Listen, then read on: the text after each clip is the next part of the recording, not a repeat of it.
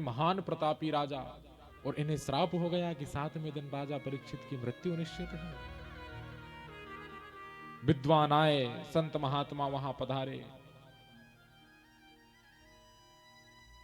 राजा परीक्षित ने सबसे पूछा कि हमें श्राप हुआ है कि 7वें दिन हमारी मृत्यु निश्चित है, मरने वाले को क्या करना चाहिए, आप हमें बताइए। कोई नहीं बता पा रहा। अत्रिर वशिष्ठश्च वनश्च शरदवान अरिष्ट ने मिर्भृंगु अंगिराश्च। दौड़े दौड़े सब आए, पर कोई भी राजा परीक्षित का प्रश्न का उत्तर नहीं दे पा रहे कि मरने वाले को क्या करना चाहिए। देखो, मृत्यु तो सबकी निश्चित है, मृत्यु का भय प्रत्येक व्यक्ति को होता है।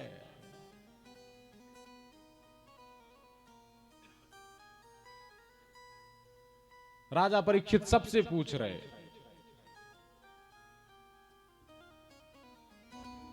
सबसे पूछते पूछते सब ऋषि मुनि खड़े हुए थे। राजा परीक्षित सबसे प्रश्न कर रहे थे, कोई नहीं बता पा रहा था। और उसी समय एक अद्भुत घटना घटती है।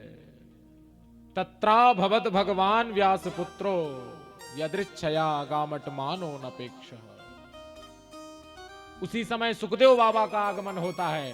राजा परीक्षित ने जैसे ही देखा, अवधूत वेश में सुखदेव बाबा पधारे। राजा परीक्षित समझ गए कि ये तो कोई मेरा कल्याण नहीं कर पा रहे हैं, कोई मुझे नहीं बता पा रहा है कि मरने वाले को क्या करना चाहिए। अब जिनका आगमन हुआ है, मुझे मालूम पड़ गया कि ये पक्का मेरे गुरु हैं, ये मुझे बताएंगे कि मरने वाले को क्या करना चाहिए। सुखदेव बाबा को प्रणाम किया राजा परीक्षित ने। संसार में जब भटक जाओ तो सच्चा मार्ग हमारे गुरु ही हमें दिखाते हैं। गुरु ही हमारे अंधकारों को नष्ट करते हैं। आज राजा परीक्षित को सुखदेव बाबा जैसे गुरु प्राप्त हो गए, और गुरु की बड़ी महिमा हमारे धर्म ग्रंथों में गाई गई है।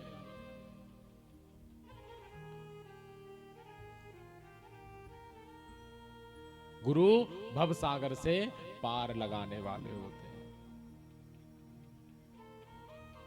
और यदि तुम में शिष्यत्व है, तुम में शिष्य के लक्षण हैं, तो सच्चा गुरु एक ना एक दिन अवश्य तुम्हें प्राप्त हो जाएगा। भटकना नहीं पड़ेगा संसार में।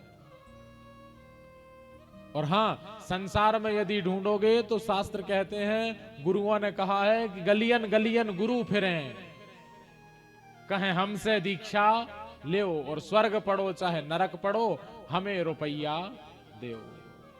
ऐसे भी गुरु घूम रहे हैं। अब फिर ऐसे गुरु यदि रहते हैं तो उनको चेला भी वैसे ही मिलते हैं। गुरु कैसे हैं? गली गली में गुरु घूम रहे हैं और कह रहे हैं कि भैया हमसे दीक्षा लो। और उन्हें मतलब नहीं है कि तुम स्वर्ग पढ़ोगे कि नरक में पढ़ोगे। उनका तो केवल एक ही मतलब है कि तुम तो हमें रुपया दो, बाकी हमें किसी बात से मतलब नहीं है। ऐसे गुरु नहीं बनाना चाहिए। और यदि ऐसे गुरु रहते हैं तो फिर चेला भी वैसे ही मिलते हैं। चेला भी कहता है, भलो भयो गुरु मर गयो।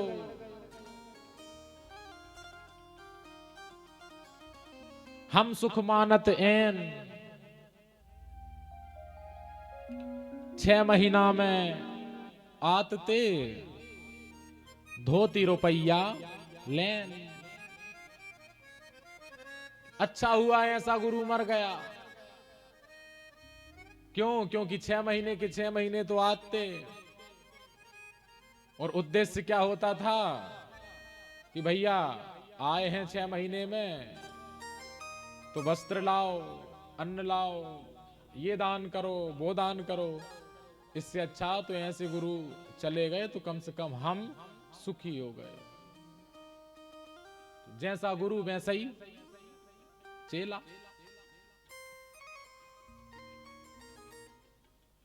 और फिर दोनों नरक में ठेलम ठेला। लालची गुरु, लालची चेला। जैसे गुरु होंगे वैसे ही चेला होंगे। पानी पियो छान कर और गुरु बनाओ जानकर। गुरु को जानकर हमें उनसे गुरु दीक्षा लेना चाहिए।